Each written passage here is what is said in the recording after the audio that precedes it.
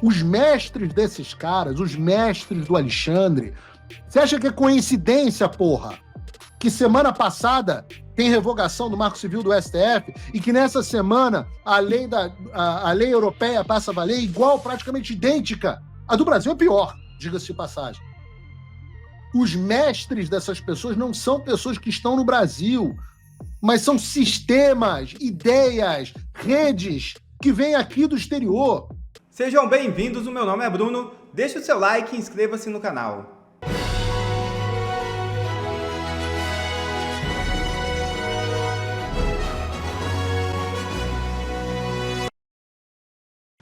Trump vai assinar mega pacote fiscal nesta sexta-feira. É isso mesmo. O presidente dos Estados Unidos, Donald Trump, assinará nesta sexta-feira seu mega pacote fiscal que, após ter sido aprovada pela Câmara dos Representantes nesta quinta, chegará a seu escritório a tempo de que a ratificação conhecida com o Dia da Independência do país, que é celebrado em 4 de julho. O plano fiscal e orçamentário, promovido pelo presidente americano, recebeu a primeira aprovação da Câmara dos Representantes em 22 de maio e, após a aprovação do Senado, em 1º de julho, com o voto do desempate do vice-presidente J.D. Vance, voltou à primeira casa e obteve a autorização final. Uma grande vitória do governo Trump. E sanções de Trump começam e surge recado para quem acha que os Estados Unidos não vai fazer nada. É isso mesmo. O jornalista Paulo Figueiredo mandou um recado para quem ainda acha que os Estados Unidos não vão fazer nada com o Brasil. Abre aspas. O secretário de Estado Marco Rubio acaba de retirar o principal diplomata americano da Colômbia, porque Trump nunca designou um embaixador para a Colômbia, assim como para o Brasil. Isso aconteceu após declarações absurdas do governo Petro. Ele também cancelou o visto de um alto funcionário colombiano não divulgado. No início da semana, as mais duras sanções financeiras e de viagens em muito tempo foram anunciadas contra Cuba. O recado é claro, não tem diálogo com o governo hostil. O próximo da fila, você sabe quem é. Fecha aspas. Declarou Paulo Figueiredo. Os caras se sentem empoderados a ponto do próprio Alexandre de Moraes dizer, em um seminário nessa semana na Universidade de Coimbra, lá em Portugal, vamos chegar em Portugal daqui a pouco, que o século XXI é o século do judiciário e que o legislativo e o executivo falharam na garantia dos direitos humanos. Ele admite que acabou a democracia. Ele admite que o protagonista agora é o poder judiciário. Que esse negócio de separação dos poderes é baboseira antiga lá da gente radical, Barão de Montesquieu, etc. Agora é o judiciário, é o regime.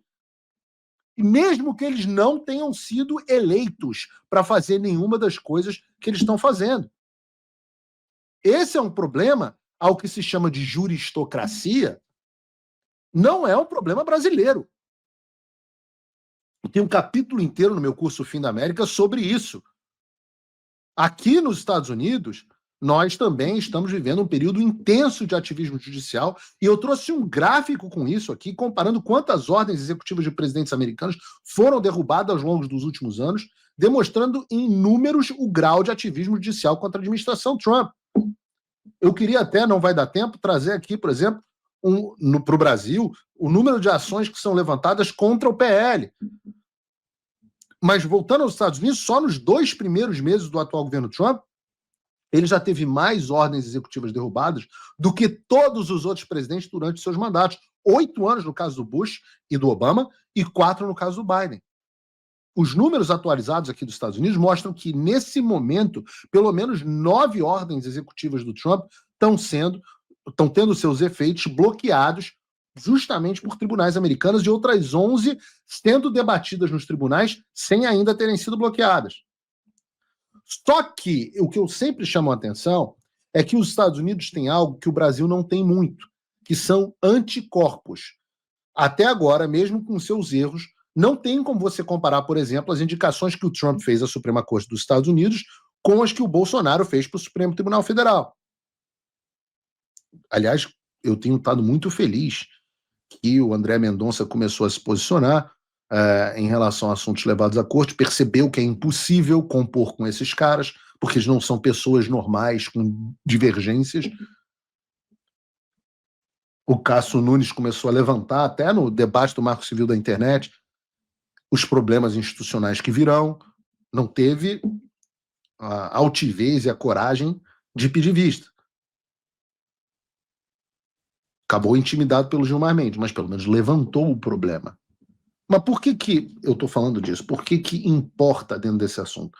Porque, diferentemente do que disse o Alexandre, a Suprema Corte dos Estados Unidos não parece pensar que o século XXI é o século do Poder Judiciário, mas sim que a separação entre os poderes deve ser mantida como foi imaginada para ser.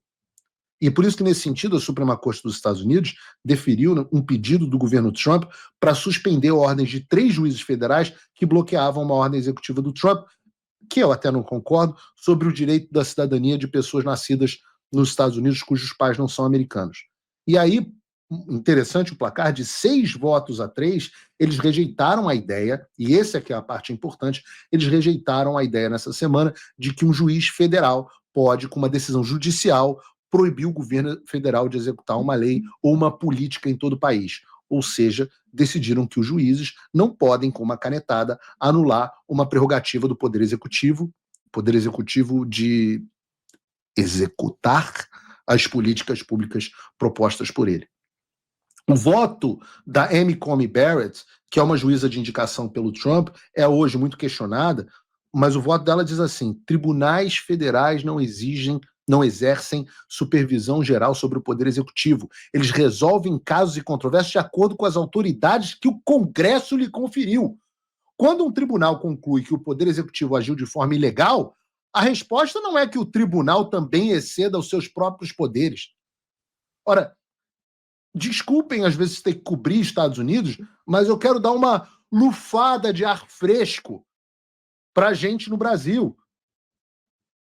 Porque o que está dizendo a Amy Coney Barrett, a ministra da Suprema Corte, a Justice da Suprema Corte americana, é que ela está dizendo, ela está afirmando que existem juízes, ela está se colocando e provando que existem juízes que entendem que o Poder Judiciário não é supervisor dos demais poderes, mas sim um outro poder, com as suas próprias limitações, que se deve se reservar a resolver os casos de acordo com a autoridade conferida a ele pelo Congresso Nacional.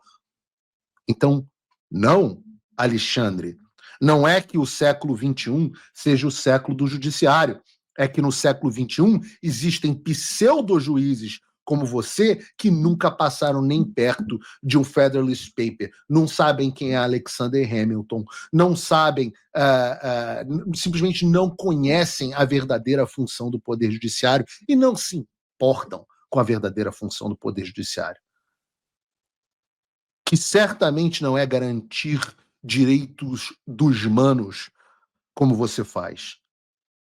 O maior violador, um homem, olha que piada, um homem que está à beira de ser sancionado pelo país que é o grande fiador dos direitos humanos, nos Estados Unidos, querer falar que o mundo falhou, as democracias falharam em defender os direitos humanos. Por isso, militantes políticos como você acham que um juiz tem função de legislar ou dizer ao legislador o que ele deve fazer, e não o contrário. Nos Estados Unidos, os anticorpos estão agindo. E eu repito o que eu disse há alguns programas. Quando tudo isso no Brasil passar, nós vamos precisar implementar uma reforma profunda e robusta no Poder Judiciário, justamente para impedir que gente como o Alexandre, como o Marcelo Bretas, como o Sérgio Moro e demais juízes que não sabem o seu lugar cheguem a esses postos. Bom, como no Brasil esses anticorpos ainda não existem, para todos os efeitos, os ministros do Supremo Tribunal Federal se sentem hoje os donos do Xandaquistão. São eles que decidem tudo sobre política de drogas, são eles que decidem tudo sobre política de armamento, são eles que decidem sobre política eleitoral, são eles que decidem sobre política de internet. Já não há mais nenhum pudor ou aparência de pesos e contrapesos entre os poderes. O judiciário é hoje o regime, o único poder da República. Executivo e legislativo estão completamente subordinados a eles. Já que eles não prestam mais contas a ninguém, e uma vez que o Senado Federal é inerte e está sob domínio deles, eles não têm mais com o que se preocupar. É por isso que eles estão agora lá em Lisboa, participando do Gilmar Palusa, conversando com o CEO de empresa interessada em processo no STF, como é o caso do iFood, né?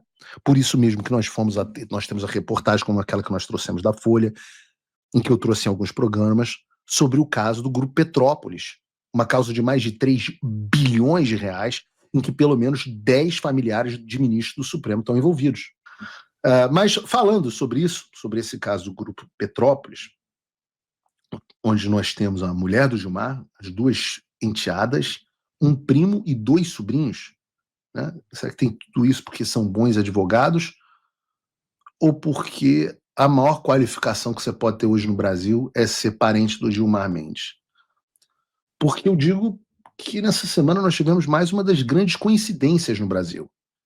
É um país da coincidência, impressionante, né? Como faz bem para a saúde você ter ligações genéticas com os ministros do Supremo. Você acaba naturalmente caindo uma coisa fazendo alguma coisa importante, principalmente Gilmar Mendes. Que aí a gente tem essa nova coincidência aqui. Filha de Gilmar Mendes integra novo grupo de combate à desinformação do TSE. Caramba, rapaz! Quem poderia... rapaz, quem poderia imaginar uma coisa dessa, né? O Tribunal Superior, que é presidido pela Carmen Lúcia, instituiu no último dia 30 a criação de um grupo de trabalho cujo objetivo é, abre aspas, debater e propor diagnósticos, pesquisas, programas, projetos e campanhas para o combate à desinformação eleitoral. Dentre os integrantes desse grupo está a Laura Schertel, que é filha do... Não, de quem a Laura Schertel é filha? Não é o sobrenome dela. Eu quero que vocês me digam no chat de quem vocês acham que Laura Schertel é filha. Digam para mim no chat. Eu vou dar 10 segundos para vocês.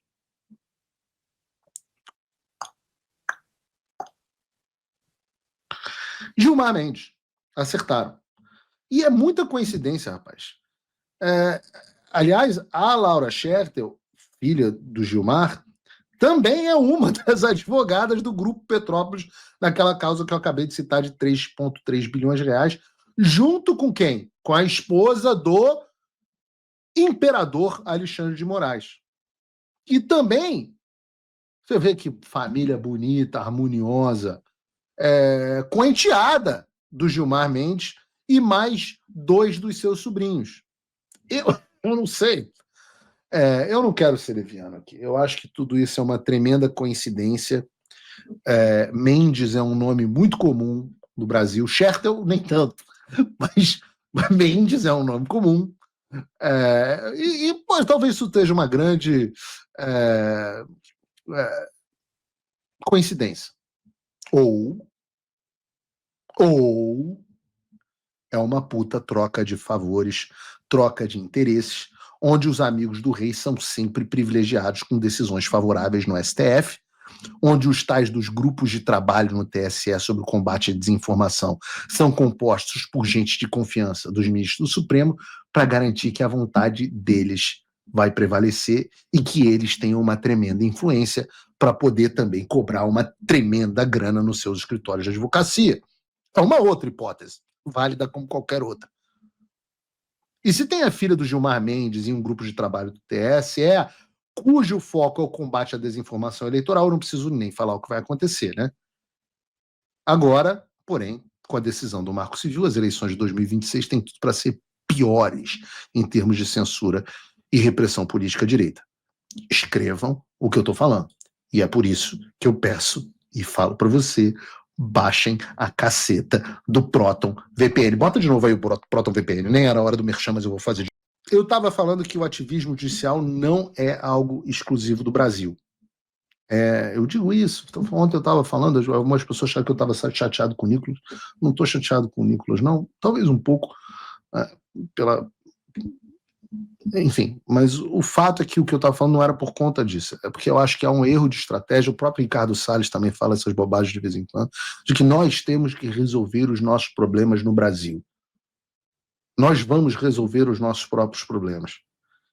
Isso é de uma infantilidade e de uma ignorância tão grande que é como se o sujeito Eu já dei essa metáfora várias vezes. É como se o sujeito tivesse sem luz em casa, estivesse faltando luz em casa, e o sujeito estivesse lá trocando a fiação, tentando olhar os disjuntores, o fusível e não sei o quê. Mas no final das contas, está faltando luz no quarteirão inteiro. Ou você vai lá e vê lá dentro do transformador qual é o problema da rua, ou você não vai resolver o problema de falta de luz na sua casa. Quando a gente fala sobre essa pauta de combate à desinformação, aliás, pelo amor de Deus, e se até agora você que está assistindo não entendeu que combate à desinformação é um termo que, na verdade, significa censura do que contraria o discurso do establishment, eu digo assim, se você não entendeu isso até agora, há uma solução. Você sai correndo, joga a sua cabeça com toda a força na parede, que talvez reinicie o sistema. Mas por que eu estou dizendo isso? Porque agora, essa semana, a União Europeia incorporou o tal do Código de Conduta sobre Desinformação da Europa à Lei de Serviços Digitais da União Europeia. Basicamente, é a revogação do Marco Civil, o novo Marco Civil da internet deles. E eu espero, não é possível. Você, minha senhora, meu senhor, você passou anos, você nunca tinha ouvido falar desse termo de desinformação até 2018. Você nunca tinha ouvido na sua vida. Desinformação não era nem isso, era uma forma que os russos utilizavam e serviços de inteligência utilizavam para comunicar informações verdadeiras com o objetivo de levar o inimigo a agir de determinada forma que você tinha intenção. Era um jargão quase que militar. Nunca se ouviu isso de combate à desinformação. O que aconteceu? Que agora o Brasil tem filho do Gilmar Mendes, tem um marco civil, tem uma área no TSE, um grupo de trabalho, na União Europeia tem toda agora uma mudança no estatuto, no marco civil deles para o combate à desinformação. O que aconteceu?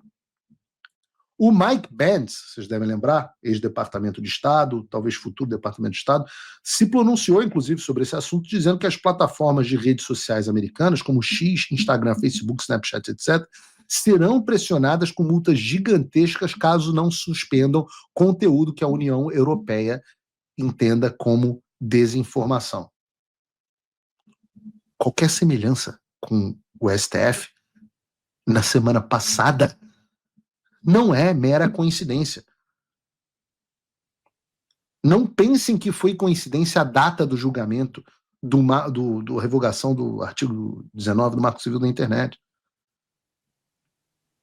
A ADF, a Alliance Defending Freedom, que é uma das maiores organizações legais do mundo de defesa de liberdades e direitos fundamentais, classificou a Lei de Serviços Digitais da União Europeia como, abre aspas, um dos mais perigosos regimes de censura da era digital, por permitir que os burocratas não eleitos controlem o discurso online tanto na Europa quanto globalmente sob a justificativa de garantir a segurança das pessoas e proteger a democracia. Porra, não é exatamente a mesma justificativa que eles utilizam no Brasil? A ADF continua dizendo assim: a Lei de Serviços Digitais da União Europeia é um marco regulatório legalmente vinculativo que confere à Comissão Europeia a autoridade para impor moderação de conteúdo em plataformas online muito grandes e motores de busca com mais de 45 milhões de usuários por mês. As plataformas que não cumprirem as regras estão sujeitas a multas financeiras massivas e até mesmo a suspensão. Vocês já viram algum lugar em que uma empresa de rede social tenha sido ameaçada com multas altíssimas e até mesmo com a suspensão das operações caso elas não cumprissem com determinadas ordens de censura de um burocrata não eleito? Porra, aí você vai me dizer, cara, que a gente tem que tratar isso como um problema local, que não quer ajuda, que o Brasil tem que resolver os seus próprios problemas? Pelo amor de Deus, cara! Pelo amor de Deus, Nicolas, pelo amor de Deus, Ricardo Salles, pelo amor de Deus, todos os que falarem, volto a dizer pessoas que eu gosto, mas todos os que falarem essa sandice. É o tipo da estupidez que você fala e não percebe a merda que você está falando. Os mestres desses caras, os mestres do Alexandre, você acha que é coincidência, porra, que semana passada tem revogação do Marco Civil do STF e que nessa semana a lei europeia passa a valer igual, praticamente idêntica? A do Brasil é pior, diga-se de passagem. Os mestres dessas pessoas não são pessoas que estão no Brasil, mas são sistemas, ideias, redes que vêm aqui do exterior. Se alguém acha, meu Deus do céu, que é coincidência que o pseudo-juiz tenha estado palestrando num evento do Poynter Institute, o Global Fact 12, para falar justamente sobre checagem de fatos e democracia, quem estava lá também é Carmen Lúcia, presidente do TSE, esse mesmo TSE que colocou a filha do Gilmar Mendes no grupo de trabalho sobre combate à desinformação. Estava lá também o advogado-geral da União, Jorge Bessias. Estava lá também Patrícia Campos Melo, a jornalista, ativista, escreve livros sobre isso, especialista em desinformação, cheia de contato dentro da elite acadêmica americana. Esse é o mesmo Poynter Institute. Convido o Alexandre para falar sobre o assunto. É o instituto para o qual o Open Society Foundation, do Jorge Soros, destinou mais de $1 milhão. Porra, e você acha que é tudo coincidência? Acha que vai resolver com um projetinho de lei, com videozinho, com fundo preto no Brasil? Porra! Tem bandoleira, 23? Porra! Tem bandoleira numa altura dessa do campeonato? Onde você acha que vai ganhar a guerra? A luta é aqui. A luta é aqui, a tua única esperança é aqui. Os Estados Unidos, sob o Trump, têm defendido com unhas e dentes a liberdade de expressão. E a Europa, junto do Brasil, que é o segundo maior mercado de redes sociais, o Brasil é o segundo em algumas coisas, a Europa é o segundo em outros, são 2 dos maiores mercados. Estão tentando, esses caras, o Poynter Institute de um lado, e você acha que vai resolver as coisas no Brasil. Ah, meu Deus do céu!